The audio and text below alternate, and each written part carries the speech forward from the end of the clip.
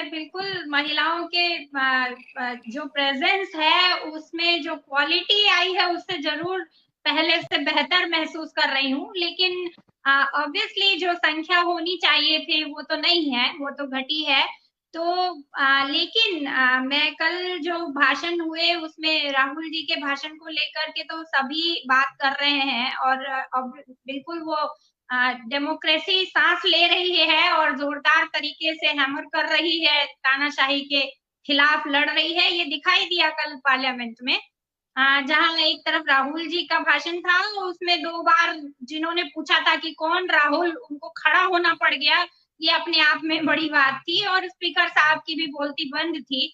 दूसरी तरफ बहुत उल्लेखनीय है कि खड़गे जी ने भी जो राज्यसभा में भाषण दिया वो भी उतना ही जोरदार था, और उन्होंने भी जो है स्पीकर को हिट किया और ये कहा कि जब वो पॉलिटिक्स कर रहे थे जो उनको नहीं करनी चाहिए जयराम रमेश के सवाल पर, तो उन्होंने बहुत अच्छे से उनको लपेटा, ये कह के कि आपकी दिमाग में अभी भी वर्णाश्रम व्यवस्था चल रही है, इसलिए आप मुझे कंपेयर कर रहे हैं और जयराम रमेश के सामने छोटा बता रहे हैं, कमतर बता रहे हैं। तो ये बहुत स्मार्ट मूव था उनका उसी टाइम पे, जिसके सामने फिर जाखड़ जी की बोलती बंद हो गई थी।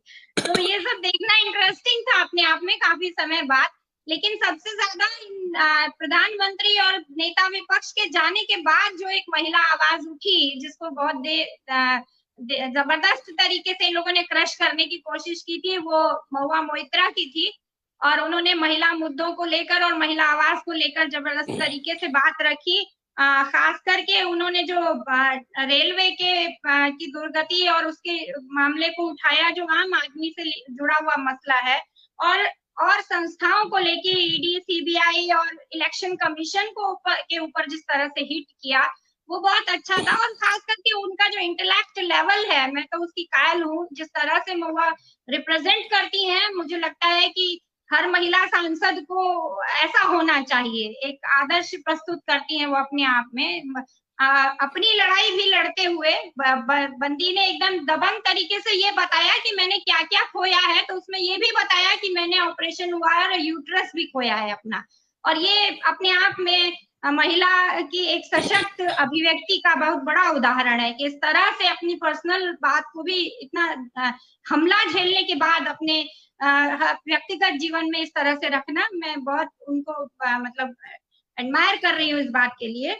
जहां तक इस सारी बातचीत का सवाल है, तो ये अगले आने वाले, मुझे लगता है 4-5 राज्यों के इलेक्शन में, 4 से 5 क्यों को बोल रही हूँ क्योंकि 17 सीटें यूपी में है, तो वो ऐसे एक स्टेट इलेक्शन जैसा ही है। तो 4-5 राज्यों के जो चुनाव हैं उनमें उन तक ये तेवर बरकरार रहने चाहिए और रहेंगे, मुझे लगता है। और इसीलिए लगता है कि ये विपक्ष जो बोल रहा है वो दरअसल जनता की ताकत से बोल रहा है। कितना फर्क है देखिए, पूरे पूरे नैरेटिव में, पूरे मीडिया में उसको लिए जाने से लेके बाहर जनता में जिस तरह से पहले भी लड़ रहे थे, यहाँ तक कि 150 सांसदों को बाहर कर दिया गया, और जिस तरह की तमाम पीड़ा लोगों विपक्ष ने झेली। मैं ये बात कभी नहीं बोलती थी कि विपक्ष ठीक से लड़ नहीं रहा है, मैं जानती थी कि उन लोगों को किस तरह से दबाया जा रहा है, रोज बरोज हम लोग देख रहे थे।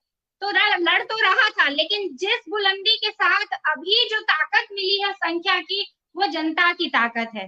और निश्चित तौर पर यही डेमोक्रेसी है कि जब जनता आपके साथ खड़ी होती है तो जो फर्क आता है संघर्ष के बाद, वो फर्क दिखाई दे रहा है क्वालिटी में पार्लियामेंट के। हालांकि इन्होंने कोशिश की है कि संसद के सत्र को बहुत छोटा कर दिया है और कम दिन का कर दिया है, मौका नहीं देने के लिए अब दूसरे तरीके अपनाने की कोशिश है, लेकिन बावजूद उसके सड़क से लेकर और वहां तक बात गूंजेगी।